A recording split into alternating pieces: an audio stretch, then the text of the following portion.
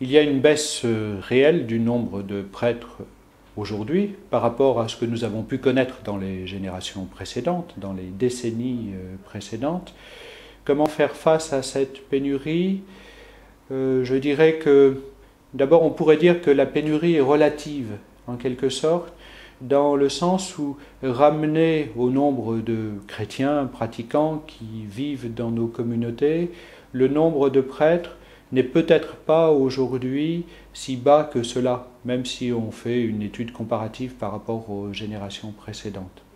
Malgré tout, on voit bien qu'il y a des communautés chrétiennes qui sont en attente de prêtres et qu'aujourd'hui, l'évêque ne peut pas leur dire, voilà la rentrée, il y a un jeune prêtre qui sort du séminaire, je vais le nommer dans votre communauté chrétienne.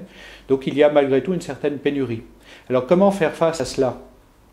Je dirais que les prêtres sont choisis parmi les chrétiens, et des chrétiens qui ont envie de donner leur vie pour l'annonce de l'Évangile à notre monde, dans le monde d'aujourd'hui. Donc comment faire face à la pénurie? Il faut sans doute un renouveau de la vie chrétienne. On aurait tort sans doute de se focaliser uniquement sur l'appel au ministère ordonné.